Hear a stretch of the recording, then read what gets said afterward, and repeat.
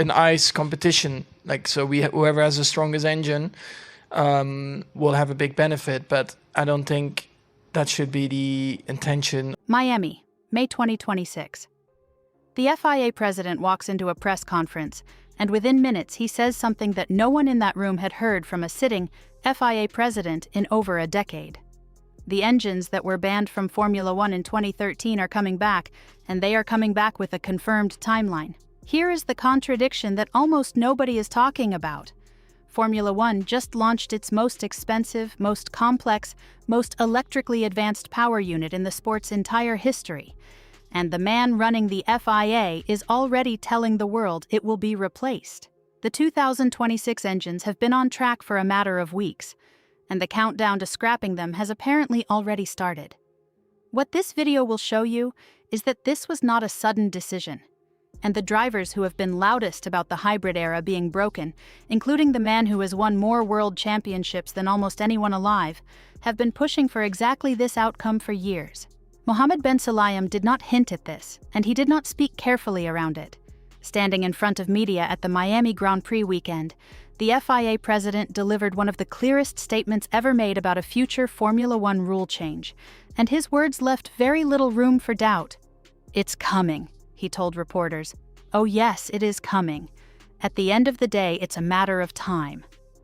Yeah, I mean, I've been talking about that as well with the team, and I've seen the data and already on the simulator as well. It to me, it looks pretty terrible. That alone would have been enough to send the Formula One world into a frenzy, but he kept going.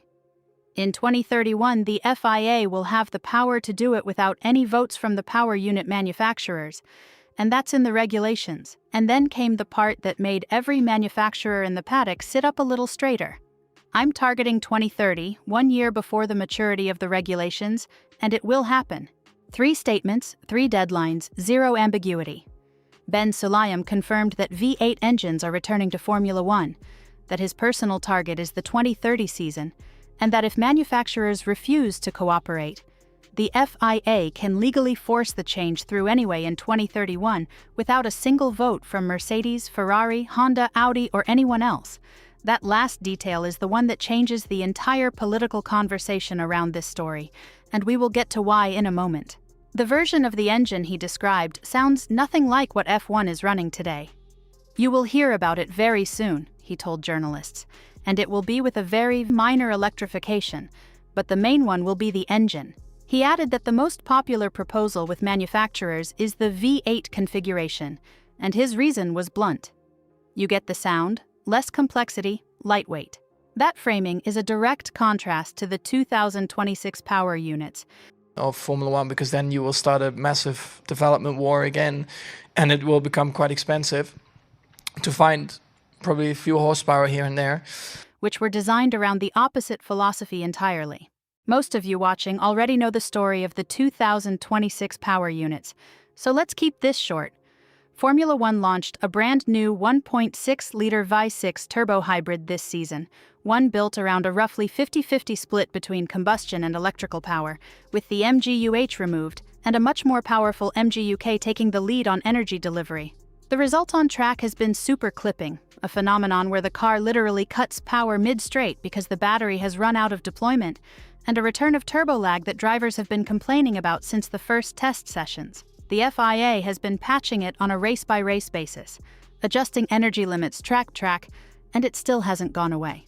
Nobody in the current Formula One grid has been louder or more consistent about wanting the V8 and V10 era back than Max Verstappen, and the timing of this announcement lines up almost exactly with his increasingly public frustration with where the sport is heading. In a Viaplay interview in April 2026, weeks before Ben Sulayem's Miami press conference, Verstappen said directly, "I want the V10 or V8 engines to come back." He framed it not as personal preference, but as a concern for the sport's identity. Yeah, we have to seriously look at this because, I mean, the 26 is not that far away, and at the moment, to me, it looks very bad from all the numbers and what I see from the data already. Arguing that the direction of current and future hybrids risks turning Formula One into a technical exercise that loses the audience it built over decades. His exact words about the 2026 regulations described them as a mistake, and he repeated that sentiment in multiple media appearances leading up to Miami. Go back further, and the picture becomes even clearer. In March 2025, at the Chinese Grand Prix, Verstappen told reporters that a return to V10 engines on sustainable fuel in 2030 could actually tempt him to stay in F1 longer than he currently planned, calling them definitely more exciting than what we have now. He spoke about growing up watching older engines and said the noise and emotional impact those cars produced were on a completely different level from what the hybrid era delivers, even if the modern cars are faster. And here is what makes that context matter. Verstappen is not a journalist or a pundit. He is the most successful driver of his generation, someone the FIA and Liberty Media pay close attention to when he speaks about the sport's appeal. When the most decorated driver of the current era says the racing is less exciting and that older engines would make him want to race longer, that carries weight in every boardroom and regulatory meeting that follows.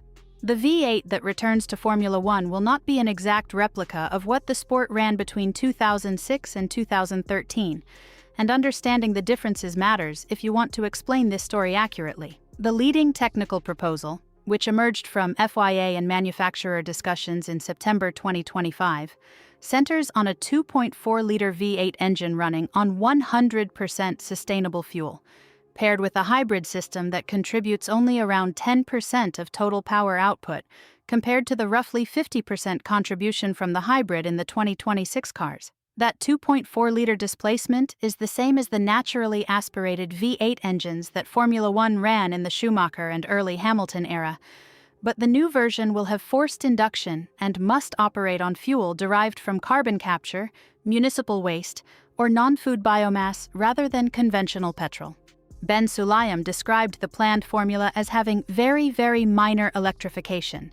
His phrasing was deliberate. It will not be something like now, which is a 46-54 split. The FIA has been clear that the environmental justification for this shift rests on sustainable fuels rather than electric power, with F1 having committed as far back as October 2021 to using 100% sustainably fueled engines as part of its net zero by 2030 strategy. That framework allows the sport to argue it is meeting its environmental goals without relying on the level of battery technology that the current and 2026 hybrid architecture demands. The practical benefits, at least as Ben Sulayem and the FIA present them, are a lighter car, a simpler power unit with fewer components to fail or mismanage, lower development and production costs compared to the current hybrids, and an engine sound that bears some resemblance to what brought millions of fans to the sport in the first place.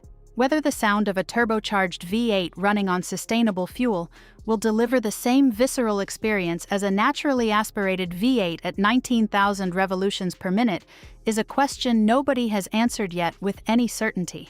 The detail that separates this announcement from every previous rumor about a V8 return is a legal mechanism written into the FIA's own regulatory structure, and Ben Sulayem used it explicitly as a lever at Miami. The 2026 power unit regulations were always designed to cover a specific period, running until the end of 2030. The next full engine rules cycle is scheduled to begin in 2031. And within the governance framework that governs that transition, from 2031 onwards, the FIA has the authority to implement the new engine formula without requiring the consent of the power unit manufacturers. They cannot veto it, they cannot delay it, and they cannot hold the process hostage to their own commercial interests. Ben Sulayem made this point as a statement of fact. In 2031, the FIA will have the power to do it without any votes from the PUMs, and that's in the regulations. That leaves 2030 as the negotiating space. Bringing the V8 in 1 year early for the 2030 season requires 4 out of the 6 power unit manufacturers, which as of 2026 are Mercedes, Ferrari, Honda, Audi, General Motors, and Red Bull powertrains, to vote in favor. Ben Sulayem's public statements serve a dual purpose in this context. They tell fans that the change is happening no matter what, and they tell manufacturers that cooperating for 2030 is preferable to having the formula imposed on them in 2031 anyway. His repeated phrase, "they want it to happen," about the manufacturers reads less like a factual report and more like an attempt to build consensus by stating it as settled. Ben Sulayem's confidence notwithstanding, not everyone in the paddock is ready to embrace this timeline. And the opposition is coming from the same organizations that spent the last several years building the engines that are only now hitting the track. Mercedes team principal Toto Wolff warned publicly that moving the V8 forward too aggressively would create what he called spiraling expenses, because manufacturers would effectively be running two major power unit development programs simultaneously, one to keep the 2026 cars competitive until the end of the cycle, and another to prepare for a completely different engine formula in 2030. Wolff's argument was straightforward. Most manufacturers don't want to pay for a double program. Ferrari's team principal Frédéric Vasseur made a similar point from a different angle, noting that the 2026 engines had not even turned a wheel in competition when discussions about replacing them began in earnest. Audi's position is worth noting carefully, and it comes with a caveat. Audi joined Formula One largely because the 2026 hybrid regulations aligned with their road car strategy around efficient combustion engines and advanced hybrid technology, and analysis from the race and various community discussions suggests that Audi pushed back against an early switch, preferring the hybrid era to run its full planned duration. Honda's involvement in the sport is similarly tied to electrification research, with their return for 2026 framed partly as a testbed for future road car hybrid systems. A V8 with a token 10% electric contribution may not deliver the development data that justifies their participation. However, it is worth being clear that specific statements from Audi and Honda about what they would do if the V8 formula is confirmed have not been verified from official sources as of this video's research, so treat the concern about their future commitment as a real but unconfirmed scenario rather than an announced decision. Verstappen's voice has been the loudest on this topic, but the calls for a simpler, more mechanical era of Formula One have been coming from multiple directions, and the Miami weekend brought them into sharp relief. Lance Stroll, who has not been shy about criticizing the direction of the sport in recent months, spoke directly about what a V8 return would mean for drivers. Hopefully, we go back in that direction, loud, fast, light, nimble machines that are exciting for the fans, exciting for the drivers, where you really feel like you're pushing on the limits. His comments came alongside a broader attack on the 2026 regulations, which he described as fundamentally flawed, saying that driving an F3 car was 1,000 times more enjoyable than what the current F1 package delivers. That is a striking statement from a Formula One race driver, and it points to a deeper frustration with an era built around energy management rather than outright speed. Lewis Hamilton's position is less confrontational, but consistent with the nostalgia narrative. In March 2025, reporting from the Chinese Grand Prix captured him joining Verstappen in reflecting on the V10 era, agreeing that those engines produced an emotional experience that the hybrid era simply cannot match, though Hamilton has stopped short of making the blunt demands for a rule change that Verstappen has. The convergence of those two voices, one the most successful driver of the hybrid era and one who represents the generation the sport is trying to hold on to, creates a picture of driver sentiment that the FIA has clearly been listening to.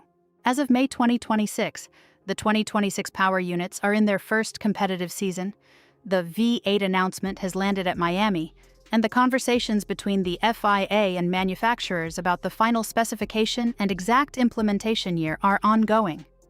No full technical rulebook for the 2030 or 2031 V8 era has been published yet, meaning that the precise details of the hybrid system's power output, the fuel flow limits, the energy deployment rules, and the full list of components allowed in the package remain to be settled. What exists is a clear conceptual direction, a 2.4-liter Vive 8 on 100% sustainable fuel, with a very small hybrid contribution, targeting a 2030 introduction if manufacturers agree, and a 2031 introduction regardless of whether they do. The framework for that 2031 enforcement is already written into the regulations that were signed when the 2026 rules were agreed. Ben Sulayem's framing of manufacturer sentiment as broadly supportive, telling the press they want it to happen, sits in some tension with Wolff's double program warnings and the structural concerns around Audi and Honda's long-term commitment, and that tension is likely to define the next 12 to 18 months of engine politics in Formula One. What Miami confirmed is that this conversation has moved past the rumor phase. The FIA president has put his name and his timeline on it publicly, and the machinery that will determine whether it happens in 2030 or in 2031 is already turning. Max Verstappen said in March 2025 that the return of V10 or V8 engines on sustainable fuel could keep him in Formula One longer than he had planned. 2 months into the 2026 season, with superclipping generating headlines and drivers describing the racing as 1,000 times less fun than a junior formula car, the FIA president stood up in Miami and gave him, and every fan who grew up watching Ferrari's V8 screaming at 18,000 revolutions per minute, a confirmed timeline. The unresolved question sitting at the center of all of this is not whether the V8 returns, because Ben Sulayem has made clear the FIA has the authority to ensure it does. The real question is whether the manufacturers who built billion-dollar programs around the hybrid philosophy, Audi, Honda, Mercedes, will find that a Formula One running a minimally electrified V8 still serves their purposes, or whether the sport will head into 2031 with a completely different set of engine suppliers than it has today. That answer will determine not just what Formula One sounds like in 5 years, but who is left at the table when the lights go out. That's all for today, guys. If you enjoyed this, please like and subscribe so you never miss out on Formula Girls.